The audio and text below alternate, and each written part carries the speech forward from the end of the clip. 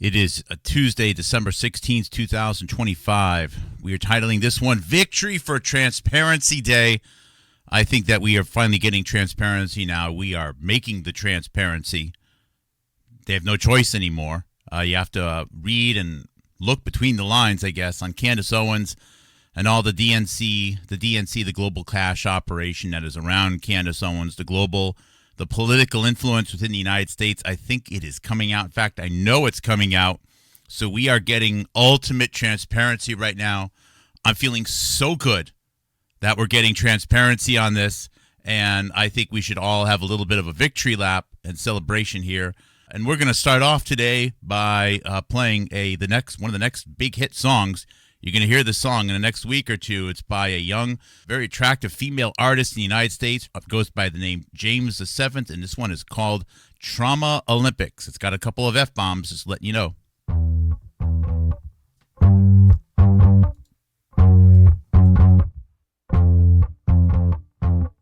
Here's a gold medal for your issues if it makes you feel better, baby. Does it feel better, baby? Mental gymnastics like an athlete, you know I gotta give you first place. Fucking first place. So congratulations for being a victim. Be the highest on the podium, but been training harder. How many teams so what you compete?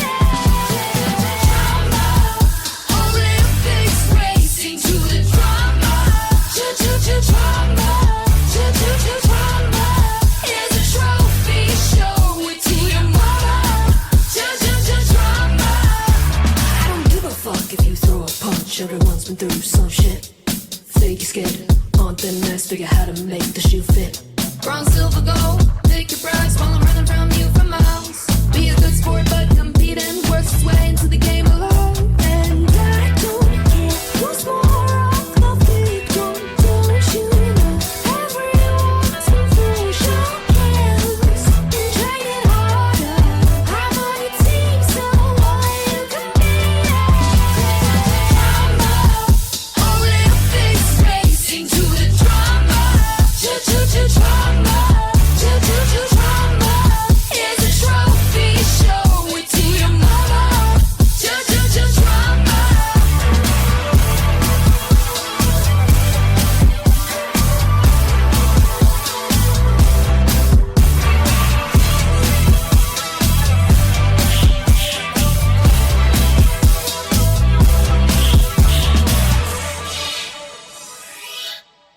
Just in case you're curious, she goes by the name James VII because her dad, if he had a son, would have been the James, and I don't know what the last name is, but it's James VII, and he didn't. So he had several daughters. He tried to have a son. Anyways, she is an American. She's only in her early 20s. She was a dancer, ballerina, and she had a leg injury, and she had to learn how to play a guitar. So someone gave her a guitar, a mic, and she's got a whole bunch of music, a whole bunch of songs right now. Hopefully she stays a good, healthy path. She's got a little bit of a White Stripes kind of a vibe to it. I'm liking it. But early success can go to people's heads, so let's just hope for the best. Anyways, there are several ballerinas and dancers in the family tree, so that might be one of the reasons why we discovered her a little bit on the early side.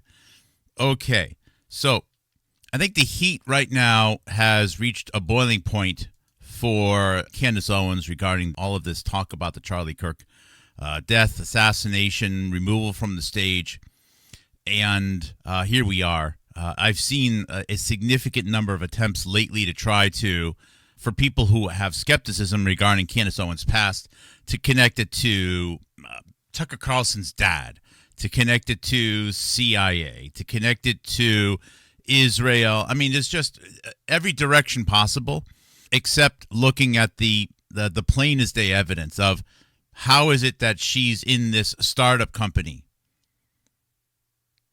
with the daughter of one of the top DNC fundraisers in the world. A company which instantly got visibility because of Gamergate.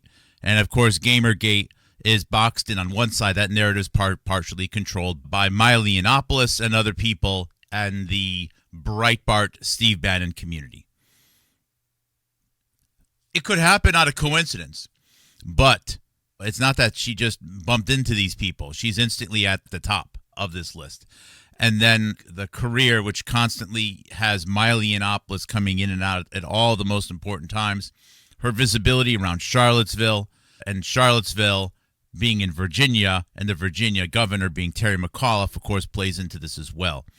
Candace Owens with getting the first interview of Harvey Weinstein of all Americans. No American, nobody in the world got an interview with Harvey Weinstein until Candace Owens did.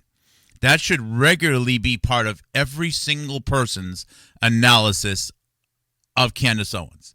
I will just repeat it because today is a victory show for transparency because we now have transparency. Transparency is winning. And it's here. And it's awesome to be part of this winning. Hello, Christy. Hello, Howard Duck. Good to have you guys here for today's show.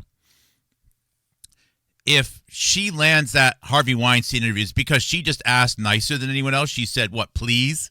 How is that possible? It's because she is in deep in the Harvey Weinstein network. She just lands these key Tucker Carlson interviews. Tucker Carlson, is that connected with her somehow?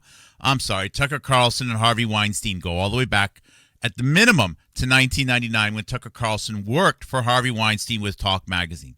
Talk Magazine was really used, and we have a picture shown here of the cover of the initial episode of Talk Magazine in today's victory lap for transparency on Candace Owens, which was a magazine essentially funded by Harvey Weinstein to promote Hillary Clinton to be the senator, the senator for the state of New York, a seat that they really needed filled by Hillary Clinton because up until then, they weren't sure they were going to get that seat. Now, Hillary Clinton, it would have been a bit too much, maybe a bridge too far, for Hillary Clinton to run for president as her husband was stepping down. I think they realized that they needed a bridge here. But I think the plan was to have Hillary Clinton be one of the senators in New York. But there was another senator in New York, John F. Kennedy Jr., I shouldn't say another New York resident, John F. Kennedy Jr., who might have been more popular, or Giuliani was also a possibility. There were several people that could have been alternates to be senators in the state of New York before September 11th, 2001. You know, that time that they had that terrorist attack in New York City, which was predicted in this book Germs, which was published on September 9th, 2001, just 2 days before 9/11, and talks about New York City, includes most of the conspirators of 9/11, well, even includes lots of discussion with the person who ran the 9/11 Commission. Odd. All of this in the book that came out on September 9th, 2001. Anyways,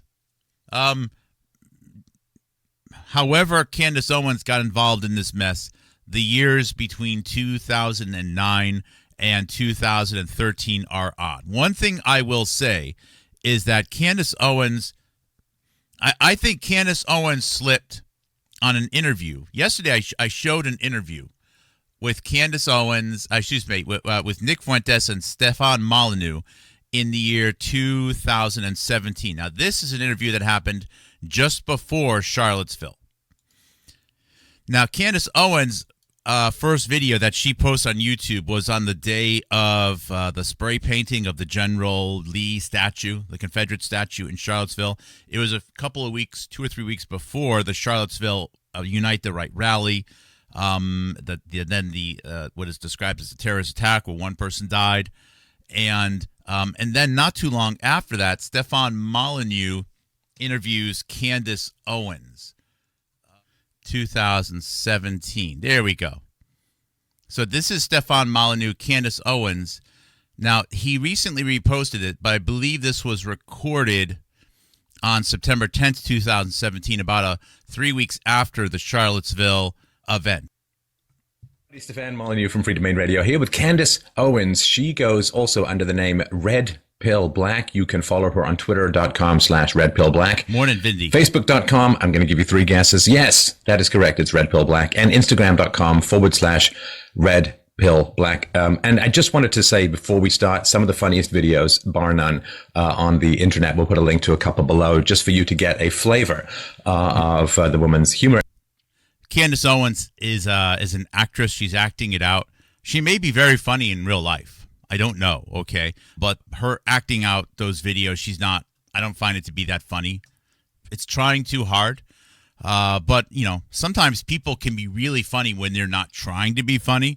So I'm not going to say Candace Owens is not funny because I don't know Candace Owens, and I've never had just a regular conversation with her.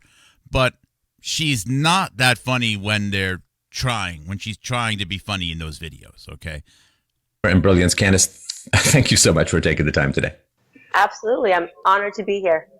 So, for people who don't know you, and you know, it's funny because we all, in a sense, and remember, Candace Owens' first big visibility came in the year 2008 or 9.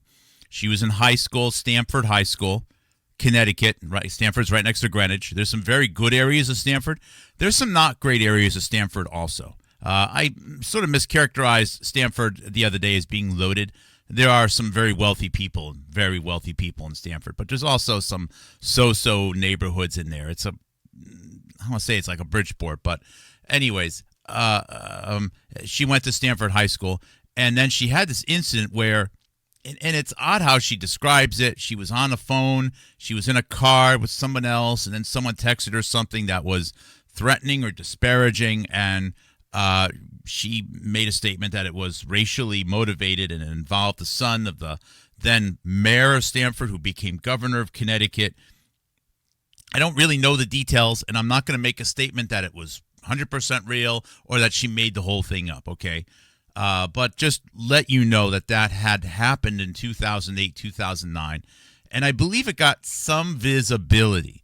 Now, given the fact that, you know, she's black, half black, but she's black, you know, the NAACP is going to get involved. Keep that in mind. That's an important little nugget here.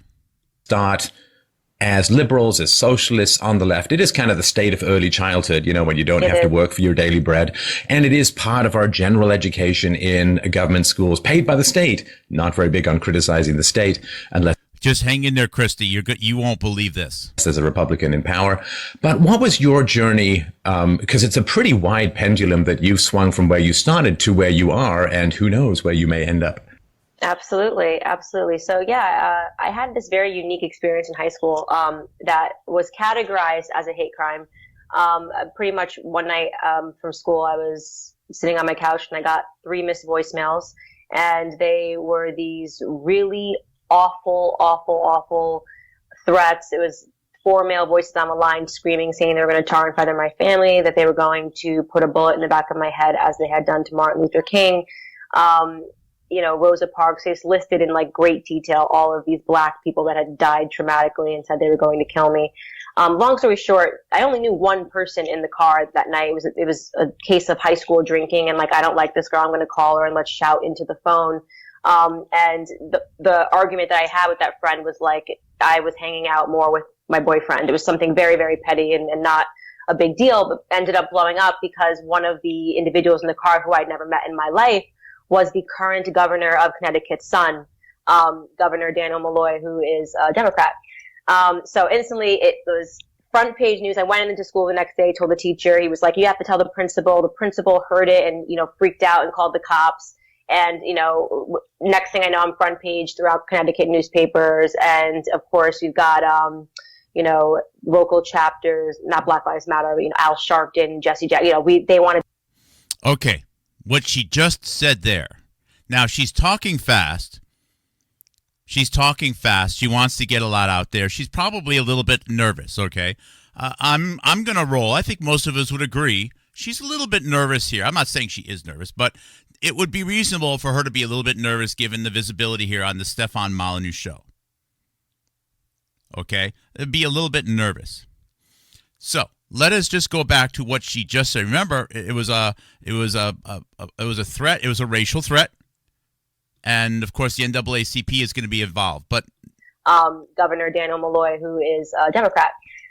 Listen, so instantly, guys. it was front page news. I went into school the next day, told the teacher. He was like, you have to tell the principal. The principal heard it and, freaked out and called the cops. And, next thing I know, I'm front page throughout Connecticut newspapers. And of course, we've got, local chapters, not Black Lives Matter, but, Al Sharpton, Jesse Jackson, they want to be. Why did she say Jesse? Why didn't she say Jesse Jackson? Why did she not just say Jesse Jackson? Who's Jesse? Who's Jesse J? Jesse J? Al Sharpton and Jesse J. I know you don't see the big deal here. Christy, why would she say Al Sharpton and Jesse J? Al Sharpton and Jesse J. Was the current governor of Connecticut's son, Governor Daniel Malloy, who is a Democrat. So instantly it was front page news. I went into school the next day, told the teacher. He was like, you have to tell the principal. The principal heard it and, freaked out and called the cops. And, next thing I know, I'm front page throughout Connecticut newspapers. And of course, we've got, local chapters, not Black Lives Matter, but, Al Sharpton, Jesse Jackson, they want. Come on. I'm not going on till someone can give me an answer. Why does she say Al Sharpton and Jesse Jackson? Because Christy has a right. Because Jesse Jackson, the godfather of Jesse Jackson's grandchildren, is the dad of the company that Candace Owens started a company with. The godfather of Jesse Jackson's children is the dad of the person that Candace Owens started a company with. The godfather of Jesse Jackson's children is one of the top fundraisers of the DNC. The godfather of Jesse Jackson's children goes back with Jesse Jackson to the 1970s. The godfather of Jesse Jackson's children has been working for Hillary Clinton since the 1970s. The godfather of Jesse Jackson's children has been working with Harvey Weinstein since the 1990s at the very least. The godfather of Jesse Jackson's children. Which means that if Candace Owens had some race issue in 2008 or 2009, she then goes to the University of Rhode Island, where all the strings could be pulled by the godfather of Jesse Jackson's children. Radical transparency victory. Victory in radical transparency.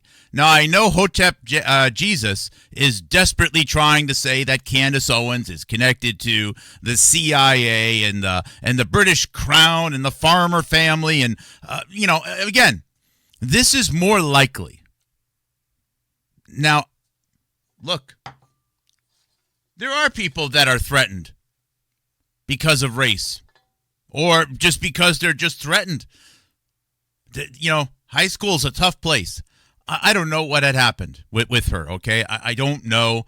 It could have been a situation that was even worse than what she's saying. Maybe she's telling a better version of it because the reality is worse. I don't know. I'm not going to comment on it. But regardless of the truth of it, it is indisputable that she was introduced and as a consequence of the situation had to have conversations with the NAACP chapter in Connecticut, and she's very confident to say Al Sharpton, maybe Jesse Jackson. So Jesse Jackson went to the funeral of Mark Weiner.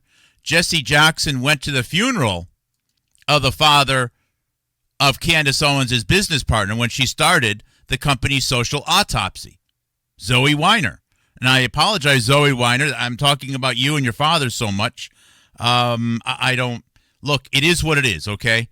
Here's the deal, Zoe Weiner.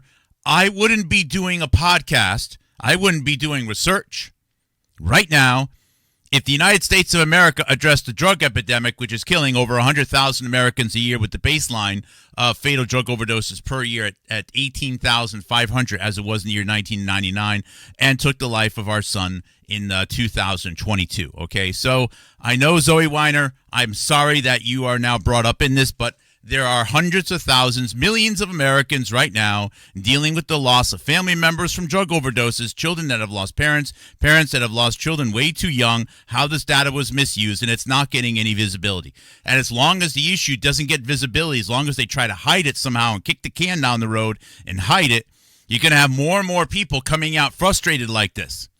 And your father played a role in this.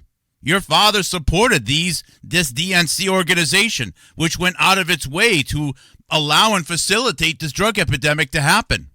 So, yeah, it kind of sucks that you have to be part of my shows right now, but this is what happens when people are just happy to continue to, prance around the world and spend money and take selfies on Instagrams of their feet and of their abs and of their sexy Halloween costumes and so on, while other people die. This is what happens. Instead of working together, we are working against each other right now. So I'm sorry, Zoe Weiner. The good news is we all have a future to work together like this. High school is a tough place. High school sucks. I'm sure, Jay, that you were given a few daggers in high school growing up where you did in Wisconsin, But would you have it any other way? It toughens people. I'm not saying that parents and counselors should ignore it, but I think getting kicked around a little bit of getting kicked around is good for people. A little bit of getting kicked around. Sometimes I almost think that that kids are meant to be mean to other kids as a way to I think there's almost a benefit to it. Just a little bit of a twang of, life is easy, and maybe we almost know that we are all better if we can just agitate each other a little bit, just a little, because, growing up in the wild, whatever that was, it is very unforgiving. There is no forgiveness. Anyways, I got kicked out of junior high. Wow. Wow. What did you do, Christy? No, I don't want to know. Blacks hated us. You mean Cubans? And would beat us up in school. Has she ever? I don't know if she's ever been beaten up or not. Okay, I'm not saying that she wasn't. She was. I'm not saying she told the truth or she didn't tell the truth. I don't know. There's a whole bunch of things that could have actually been part of the story. Reality, though, is that, but whatever the case, is that if there was an event filed, true or not, it would have gotten the NAACP chapter involved. And now it's possible that she's just nervous here, and that's why she says Al Sharpton and Jesse J. Al Sharpton and Jesse J. Why not say Jesse Jackson? For some reason, I can't get over this. Now, Stefan Molyneux, look at that perplexed look.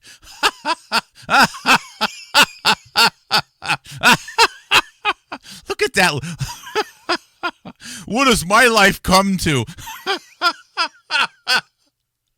Oh, my goodness. This is a guy that has 3 more years of interviewing Kevin McCarran and Paul Cottrell.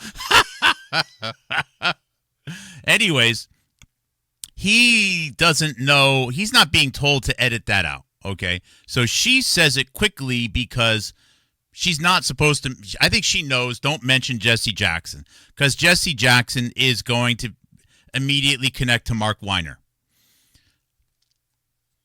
Now, I have the video of Jesse Jackson was interviewed for 10 minutes on the day of Mark Weiner's funeral. Again, Mark Weiner is the father of Zoe Weiner. Zoe Weiner is a person that Candace Owens starts Social Autopsy with. And Jesse Jackson, he said, I was very close with Mark Weiner. He said that he trusted Mark Weiner more than anyone else in the world. Jesse Jackson said, quote, he is the godfather of my grandchildren, unquote. Jesse Jackson said that. If you don't believe me, just go to YouTube and type in Mark Weiner, Jesse Jackson. The business with people they know and trust and like. To meet Mark was to know him, to trust him was to like. Oh, I'm sorry, I don't have it on the screen here. it's very hard to understand what Jesse Jackson is saying here. He's older. He's an older gentleman right now. So he became. But this was from WPRI, Providence, Rhode Island, web exclusive sit-down interview with Jesse Jackson. Jesse Jackson just flat out says that Mark Weiner was trusted so much by him that he's the godfather of his grandchildren, which is an odd thing to say, but I don't know why. But I mean, Mark Weiner was only in his 62 when he died, so I guess he should have lived a few more years. But Mark Weiner was the dad of Candace Owens' company's co-founder, Zoe Weiner. So we are having a huge victory right now for radical transparency. Radical transparency is winning. Radical, total, absolute transparency is winning right now, thanks to Candace Owens being on the stage. And Candace Owens, now, it's not because anyone else is doing good work on Candace Owens. It's really because Candace Owens is on the stage, and people are starting to ask questions about Candace Owens. Why are we being encouraged to have this unrelenting adoration, unquestionable support of Candace Owens? Why can't we not ask questions? Why can't we not be skeptical of her rise?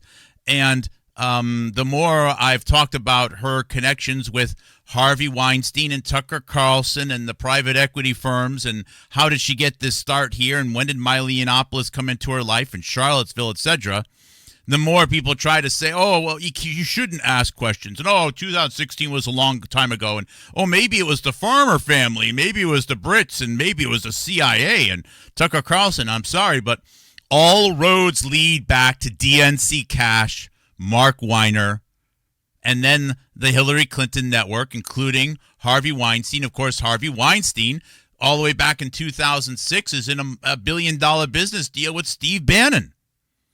And Steve Bannon and Breitbart and Miley Yiannopoulos and so on. So Candace Owens, every day, every minute, Candace Owens is on the stage, on the TV, calling people out, asking questions, doing interviews and screaming tail numbers in Egyptian planes, is another day that we get to have more and more transparency.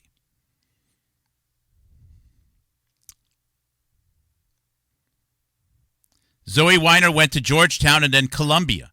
She went to Georgetown and Columbia, Zoe Weiner did. She didn't even graduate Columbia Journalism School until 2017. Georgetown, Columbia, Georgia. I thought every time there's a Columbia and a Georgetown connection, everyone's supposed to be screaming CIA and stuff. No, it doesn't happen, because people want to isolate Candace Owens from the social autopsy company. They want to isolate her from Harvey Weinstein. Notice the resistance right now in people saying, isn't it odd that Candace Owens got the last Harvey Weinstein interview and only won in 8 years? How is that even remotely possible, that Candace Owens was the last person to interview Steve Bannon before Jeffrey Epstein died also? And Candace Owens interviewed Steve Bannon between the time Steve Bannon got the last interview with Jeffrey Epstein. And then Candace Owens interviews Miley Yiannopoulos and Tucker Carlson right before her partner and friend, Charlie Kirk, gets assassinated. If you just list these coincidences, and then people want to talk about how, I don't know, Tucker Carlson's a matchmaker with the CIA for her marriage to an English guy, irrelevant metadata. It is a desperate attempt by Hotep Jesus or whoever provides information to Hotep to get the focus on anywhere else except Talk Magazine. You know, the magazine that was funded by Harvey Weinstein, employed Tucker Carlson in the year 1999, trying to get Hillary Clinton to be the senator of New York State just in time for 9/11. No one wants to talk about that type of stuff. Let's talk about Tucker Carlson and his dad and Voice of America, etc. If you try to mention that Tucker Carlson worked for Harvey Weinstein in 1999, I don't know. They'll just try to come up with some other crazy, wacky backstory. CIA doesn't work for the USA. They work to, yeah, the CIA. I'm going to read Christie's comment. The CIA doesn't work for the USA. They work for the advanced New World Order. CIA is, I don't think much about the CIA. I think the CIA is almost an agency that exists as a dumpster bin for transparencies. They have money coming in from, they have some DOD stuff. They do some reconnaissance.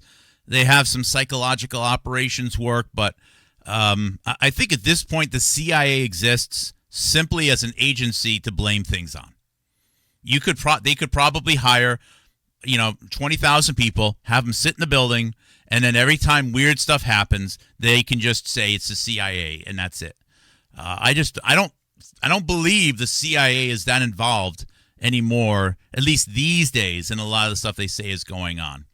And the more the CIA gets blamed by people that I don't trust as being responsible for everything bad in the world, and I know this could be a mistake I'm making, but when I see people that I absolutely don't trust and I know are involved in murders in the podcast community, always say the CIA. We have people that have written books that have blamed the CIA on vaccines. What the hell kind of logic is that? The people that I don't trust, that I trust the least, that I know are complicit in murder, just keep blaming things on the CIA just without even, it's just assumed. CIA, that's it. They just do these awful things all day long. So when the people that I know I don't trust always blame this one group, it's similar to the blame that always seems to be going to Turning Point USA. I'm sure there's a lot of bad apples at Turning Point USA, but why so much focus on Turning Point USA as this super big evil money laundering operation? Another group that is similar in this, Freemasons. I know a few Freemasons, and I don't see them, constantly running around town, chopping off baby heads and eating them and performing sacrifices, for some goblin god in a pyramid somewhere to take over the world. They're pretty reasonable people. I'm not saying I know, whatever it is, the 3,000th degree Masons. I don't. But, it's always Freemasonry, and then they just go crazy. The ones that I know are pretty pedestrian, okay people. So, the articles I'm going to read, and I may only read one here. Let's see here. If we go to the if we go to Houstonic ITS and Zoe Weiner. I don't have a page for Zoe Weiner. I have one for Mark Weiner. Excuse me. Weiner. Weiner. And again, sorry that he died relatively early. He did have a nice smile. Mark Weiner Sr. I saved photos from his that were on the WPRI memorial page. There's Mark Weiner with Bill Clinton and his wife Susan and Hillary Clinton. And again, Mark Weiner started working for Hillary Clinton when he was only 21 years old, when she was managing the Carter campaign in the state of Indiana. And we have the other senators and from Rhode Island, the governor, I think Jesse Jackson. There he is, Jesse Jackson at the funeral of Mark Weiner, and there's some other senators and representatives. The one name that I wanted to highlight is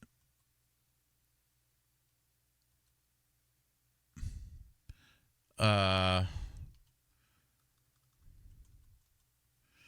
can't I find it here? Terry. All right. So this is, here we go. This is New York Times, May 22nd, year 2000, year before 9/11. $12,000 to pay tribute to fundraiser in chief. Again, May 22nd, year 2000. On Wednesday night, President Clinton will headline the most lucrative political fundraising event ever, collecting at least $25 million from 12,000 donors packed into the MCI Center here, presumably in New York. The record-setting gala, a salute to Mr. Clinton and Vice President Al Gore, will draw thousands of small donors who bought $50 tickets, but a large number of mega givers, including 15 to 20 people who have raised or pledged at least $500,000 each. Some of these big givers will share a private dinner with the president and vice president the night before the gala at the BET, I think that's Black Entertainment, Jazz Club in downtown Washington. The occasion cements the president's legacy as the most prodigious political fundraiser ever. Democrat fundraisers and the White House estimate that Mr. Clinton is responsible for raising at least $500 million and perhaps as much as $1 billion since 1992 for his own campaigns and for Democrat candidates. He is also helping Vice President Gore and Hillary Clinton collect millions of dollars for their campaigns and is also soliciting money to the presidential library. Okay, stop. One possibility is that they are just the most effective fundraisers ever. Another possibility is that there has been a change in the way fundraising has happened in the 1990s. In the year 1995, Martin Scorsese made a movie called Casino. I suggest watching it. While not 100% accurate, okay, it does talk about changes in the gaming industry, in casinos in Vegas, to be more and more corporate. It does include someone who actually plays out Harry Reid selling favors to casinos. One change that happened is the casinos got bigger and bigger and more corporate with the help of Kerkorian, the Armenian billion-dollar fundraiser in the state of Nevada. By the way, I think Kerkorian was a good American and a badass pilot. I have a lot of respect for Kerkorian in many ways, but I also know that his money and his connections were used for the benefit of other people. So the casinos in Vegas were always used for money laundering, and that money laundering, the kickbacks went to mafia, and the mafia then in turn gave a lot of money to Democrats. And that mafia was based out of Chicago and other places in eastern United States. But as the casinos got bigger and bigger, the nature of money laundering through Nevada changed. There was no personalization at all anymore. And also the amount of money that the DNC and Harry Reid, this is the DNC, okay, Nancy Pelosi, was able to collect more and more money. So the amount of money that the Clintons were able to raise, which is reported in the New York Times in 2000 is record-breaking, perfectly correlates with changes in the casino industry in Nevada related to Kerkorian and Harry Reid in the 1990s, actually going back to the 1980s. And the movie, The Casino, ends with them demolishing the old casinos, controlled demolitions of old casinos, and building the new casinos, the MGM casinos. Harry Reid, Nevada, these people are also involved in the entertainment industry, also involved in movie making, Frank Gistra Partners, etc., entertainment, and Harvey Weinstein and Steve Bannon. Which brings us right back to the network of people around, ta-da, Candace Owens. You know who Candace Owens' biggest bro was in supporting her? You know who the biggest bro was in supporting Candace Owens in the entertainment industry? You know who the biggest bro was in supporting Candace Owens? Was also the biggest bro was in supporting Nick Fuentes. You know who that guy was? Come on, everyone. Type it in. Type it in, Christy. Type it in, Giga. Who is the biggest bro in the entertainment industry in supporting Candace Owens on Twitter, supporting Candace Owens on video, supporting Nick Fuentes? Who is the person? Come on, I see names here in the chat. Type it in. Who is it? Who is it? I ain't going. I'm blocked. Radical transparency is kicking ass today. Oh, yes. Harvey Weinstein isn't in movies, though, and Harvey Weinstein doesn't sing songs. Close. Christy is close. That she typed in Harvey Weinstein, who is friendly with this other person, who's hired this other person, who's the biggest bro. Candace Owens once said, here's a tweet that broke the internet. Who wrote that tweet? Who's the biggest bro? Come on. Harvey Weinstein is close. It's not it, though. Kanye. Woohoo! We have a winner. ER Commandant got it. Good one. Harvey, yes. Kanye got it. Who's Kanye married to? Who's Kanye married to? Kanye is married to Kim Kardashian, or was married to Kim Kardashian. Kim Kardashian and Kanye went to Armenia as part of the $1 billion of fundraising awareness of the Armenian genocide. So there you go. Who did they thank for making the Promise movie published, or I should say produced? It was Kirk Kerkorian and his donations to Armenian genocide recognition. Armenian genocide recognition is very deeply wrapped up in fundraising through new modernized casinos in Nevada for the DNC. So, she's all part of it. Sorry, she's totally part of it. And this is why, if you go through the timeline, you'll see Kanye supporting Candace, Kanye supporting Nick Fuentes, because they too are definitely part of this operation. Going back to the text here. All right, so we finished with a reminder that this was the record-breaking quantity of fundraisers. Okay, so the $500,000 donors to the gala represent a new level of giving in the arena of soft money, the large unrestricted contributions to the political parties. Among those, and again, this is a May 22nd, year 2000 New York Times article. Let's see. Among those who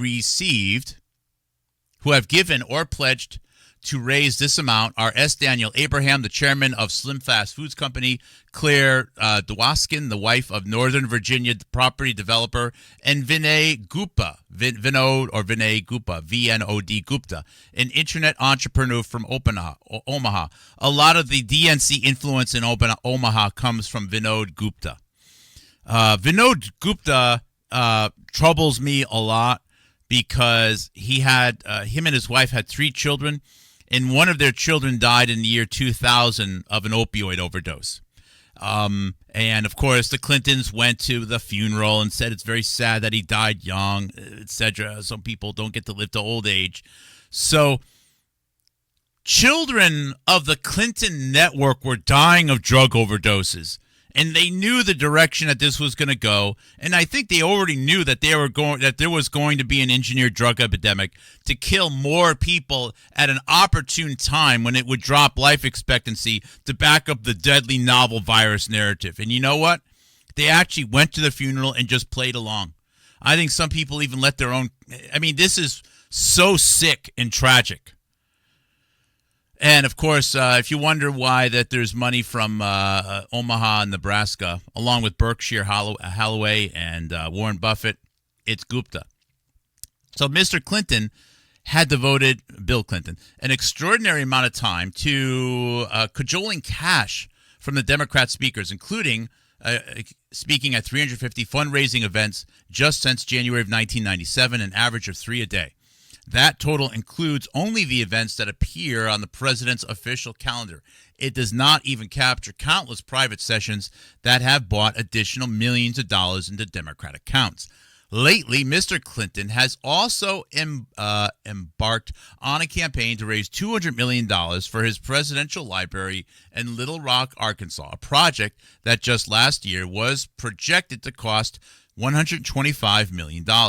Multi-million dollar pledges to the library have been made by wealthy Clinton friends like Dave Geffen, the movie mogul and co-founder of DreamWorks SKG. Unlike contributors to federal candidates and parties, donors to the library do not have to be disclosed, and so far the White House has refused requests from the news media to make public the names of library contributors. The president has been criticized for raising these large undisclosed contributions for his library while he's in office, although previous presidents have also engaged in similar fundraising. Mr. Clinton's success in raising money astonishes even those who have closely watched him do it over the years. I don't know how you count it, said Mark Weiner, a financier from Rhode Island, a friend of Mr. Clinton and treasurer to the Democrat Governors Association. The treasurer to the Democrat Governors Association. The treasurer of the Democrat Governors Association is, according to this 2000 article, the dad of the person that Candace Owens starts a company with.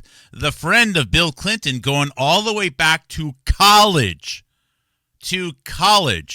Mark Weiner has known Bill Clinton before he knew Hillary Clinton. Mark Weiner has known Bill Clinton since the 1970s. 75, I think. Mark Weiner has. Or definitely you're a magaziner. And right here, that one of the first names quoted with respect to fundraising for the DNC. You really think that 16 years later he's giving less? Mark Weiner owned a company that manufactured all the T-shirts and all the buttons and all the flags and all the bumper stickers for the DNC and had the sole ticket to sell such items at DNC events. All the booths, all the vendors were controlled by Mark Weiner because that was a way to control prices and to ensure maximum DNC kickbacks. Also, the DNC was then able to say that it never sold its own stuff. Instead, they got the money through financial contributions from the company, Financial Innovations Incorporated, that was owned by Mark Weiner, that had the exclusive capability of selling DNC merchandise. It's amazing, the radical, beautiful transparency. We are winning so bad with the radical transparency, ultimate transparency. There's never been so much transparency, radically provided and radically transparent transparency on Candace Owens and on the Candace Owens DNC money laundering operation, which Candace Owens may not actually understand completely herself. She's a hired actress as part of something bigger. I'm going to skip over the next few paragraphs here. They're not very big paragraphs. Some of them are just one sentence. Although I believe this is Bill Clinton. Although Bill Clinton has been tireless in his fundraising duties, getting back to the article, I'll put it on the screen here. Bill Clinton seldom directly asks his audience for cash, leaving that task to others. Most notably, Terry McAuliffe, who is one of the president's closest friends. Terry McAuliffe is one of Bill Clinton's closest friends. Mark Weiner is one of Hillary Clinton's closest friends. Mark Weiner is one of Hillary Clinton's closest friends. Mark Weiner is one of Hillary Clinton's closest friends. Mark Weiner was so close to Hillary Clinton that Zoe Weiner says that she felt as though she grew up in the White House as much as she grew up in her own house. You know, the person that Candace Owens started her company with. Terry McAuliffe says in this article here that he is one of Bill Clinton's closest friends. Terry McAuliffe is one of the closest friends of Mark Weiner, father of the person that Candace Owens starts her company Social Autopsy with. Now, Terry McAuliffe, as governor of Virginia, also played a huge role with respect to Charlottesville. And the Charlottesville Unite the Right rally and all of the narrative control around that. Candace Owens, her initial videos revolve around Charlottesville. And who's that other little 19-year-old dweeb that got his initial promotion right around Charlottesville? Oh, that's right, Nick Fuentes.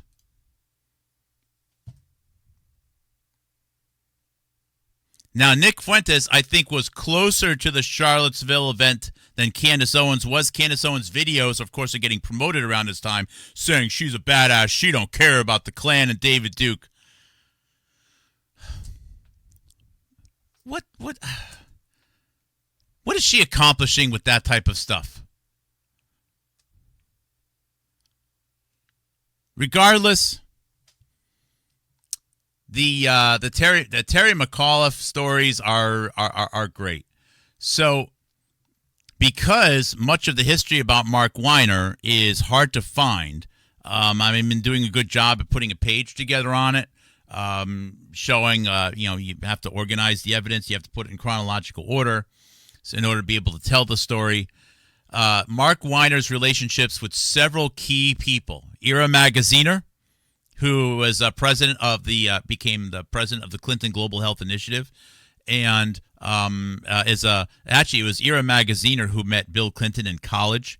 I think Ira Magaziner might have even been one of the reasons why Mark Weiner was brought into the circle with Bill Clinton. And Ira Magaziner is one of the 10 or 12 names which was recently released in the Epstein files as being frequently on the Epstein plane. Now, I don't know what the plane really was or wasn't about, exactly where it did or didn't go, whatever. What I do know is there are many other citizen journalists, not really journalists, or just controlled operators or misled operators, cannot stop talking about Jeffrey Epstein. So, if they want to talk about Jeffrey Epstein, if they want to promote the Jeffrey Epstein, Clinton, and Trump conspiracies, fine. But you got to look at all the evidence. You can't just say, those people don't know who Magaziner is. Let's just forget about that. Let's just push Magaziner off to the side because that person's irrelevant. That's not a fun name to talk about. No, you have to mention Ira Magaziner. His son, Seth Magaziner, is currently in the House of Representatives, the United States government, for Rhode Island. Matter of fact, I think he was one of the main co-sponsors of the bill for the Jeffrey Epstein Transparency Act. With Marjorie Taylor Greene and who else was on that act? This stuff is totally relevant. And this is one of the reasons why right now they are going to try to, I suspect they're going to put Candace on the back burner a little bit. Nobody retires from this. When you said as much as she's had or had to say, you're on the bench for the rest of your life. But I think they're going to try to take her out of the spotlight a little bit because right now, all of this transparent, radical transparency, which we are transparently providing here, the transparency about Candace Owens, the transparency about what's really going on here, how Turning Point USA is being intentionally attacked, probably was doing a little bit of good.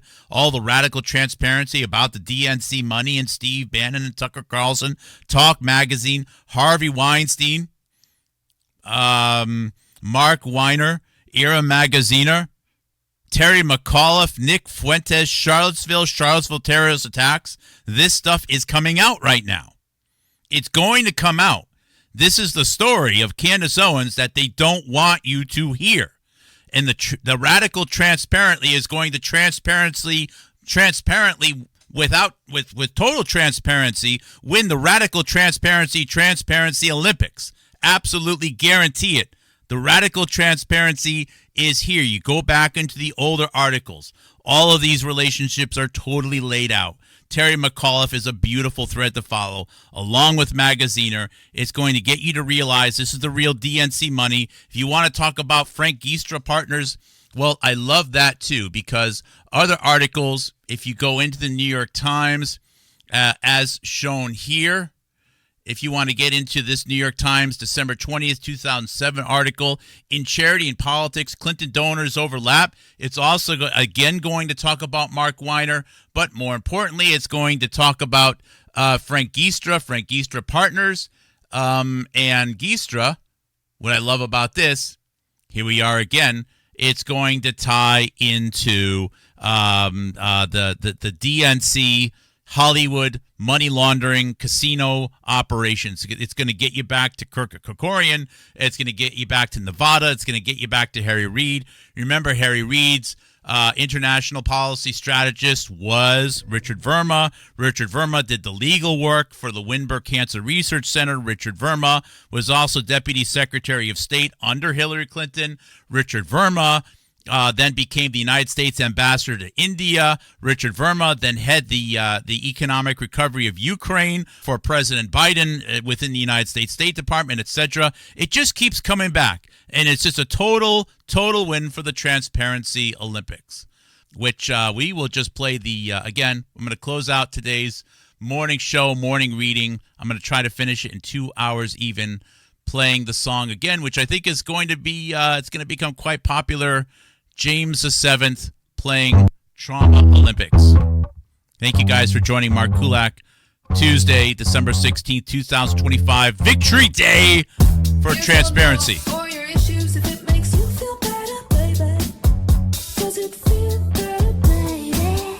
Mental gymnastics like an athlete, you know I gotta give you first place. Fucking first place. So congratulations for being a victim. Be the highest on the podium, but I been training harder. How many teams know you compete? Olympics racing to the drama. Drama.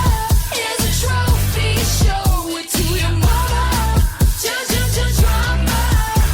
I don't give a fuck if you throw a punch. Everyone's been through some shit. Fake your scared on thin ice. Figure how to make the shoe fit. Bronze, silver, gold. Take your prize while I'm running around me.